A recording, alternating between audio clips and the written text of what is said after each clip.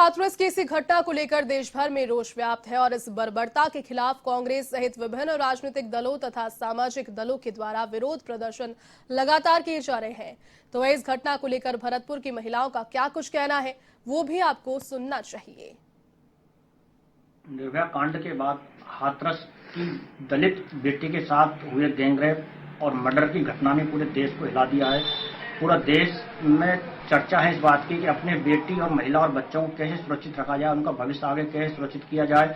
लोग इस घटना को लेकर के जगह जगह विरोध भी कर रहे हैं। भरतपुर में भी यहाँ जगह जगह विरोध आंदोलन प्रदर्शन भी हो रहे हैं। इस घटना को लेकर पूरे देश के अलावा भरतपुर में भी बहुत विशेष नाराजगियां दिखाई दे रही है। इस नाराजगी को जाहिर करने के लिए हमारे साथ भी इस समय यहाँ अनेक सामाजिक संगठनों की महिलाएं मौजूद हैं। इनसे हम ये भी पूछना चाहते हैं कि इस घटना के बाद में किस तरह का बदलाव हो, कैसे अपनी बेटी और महिलाओं को सुरक्षित रख सकें।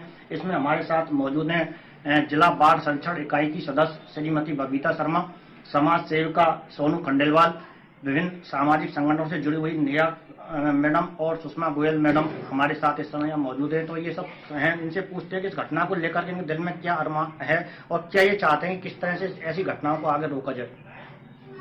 ये बताएं बबीता मैडम।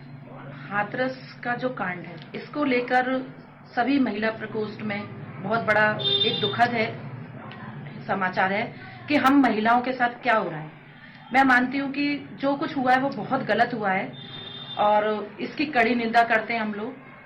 मनीषा के साथ ये सारी घटनाएं घटी हैं जिसमें आरोपियों को दबाया जा रहा है, क्या किया जा रहा है उसको तो हम ज्यादा विशेष रूप से नहीं पहचान पा रहे कि क्या हो रहा है।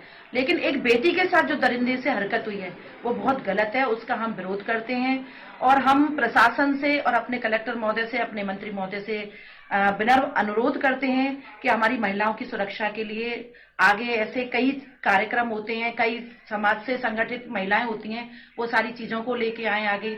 कॉलेजों के बाहर महिला कांस्टेबल होनी चाहिए जो सिविल ड्रेस में हो, जिससे कॉलेजों के आसपास जो दरिंदे घूमते हैं उनके सामने वो लोग वर्दी का रौब ना करके, कई बार वर्दी का खौफ करके लोग इधर से निकल जाते हैं और रास्ते में बहन बेटियों के साथ असुरक्षित करते हैं। तो आज के टाइम में बेटियों की तो बहुत दूर की बात है, जब महिला ही खुद सुरक्षित नहीं है तो हम बेटियों के लिए क्या कहें। पहले तो हमें खुद को सुरक्षित करके अपनी बेटियों को रखना पड़ेगा। हमारे अड़ोस में पड़ोस में किस माहौल में हमारे घर परिवार से हमारी बेटियां रह रही हैं, ये सारी चीजें हमें रखनी पड़ेंगी। हमें गली मोहल्ले में भी एक नियम और एक कानूनी कार्रवाई चलानी पड़ेगी जिससे कि हमारी बेटियां सुरक्षित रह सकें।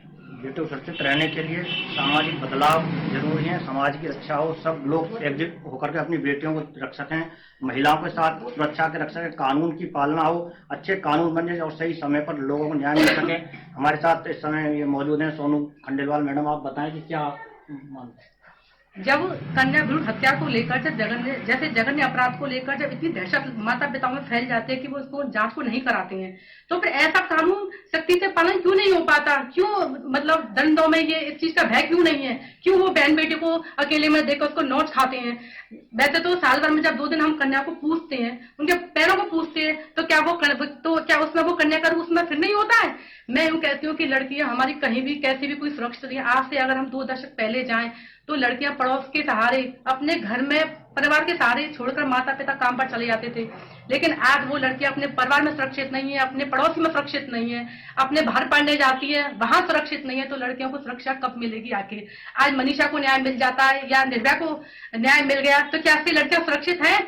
आज निर्भया को 7 साल बाद न्याय मिला, लेकिन आज मनीषा को पता नहीं वो न्याय कब मिले और आगे वो मतलब ये कांड दोबारा होने उस बात की क्या गारंटी है? क्यों नहीं इस नियम का सख्ती से पालन होता है या क्यों दरिंदों में उस चीज की दहशत क्यों नहीं है? हम ये चाहते हैं कि सारे भाई और सारे पिताओं से ये अपील है कि हर लड़की का माता पिता हर जगह मौजूद नहीं हो सकते, हर जगह उनका भाई मौजूद नहीं हो सकता, लेकिन राह पर चलती हुई लड़की के लिए अगर हम उसमें अपनी बेटी का रूप देखें तो हम उसकी सुरक्षा पर ऐसे अन्याय जो हो रहे हैं तो उसकी सुरक्षा के लिए हम खड़े हो जाए तो हमारी बेटी के साथ में हो सकता है उसको कहीं कोई सुरक्षा मिले। ये थे हमारे साथ सभी जिन्होंने अपनी बेटी, महिला और परिवार को सुरक्षित रखने के बारे में बताया और ऐसी घटनाएं ना हो इस बात के लिए भी कहा। घर परिवार समाज को जागृत करने के लिए और एक अभियान चलाए जाने की भी आवश्यकता इन्होंने जताई है कि और देश का कानून की पालना हो, लोगों को इस बारे में जानकारी हो, ये भी इन लोगों ने अपेक्षा की है। A1 टीवी के लिए कैमरामैन मनोज के साथ राजेंद्र शर्मा जती, भरतपुर।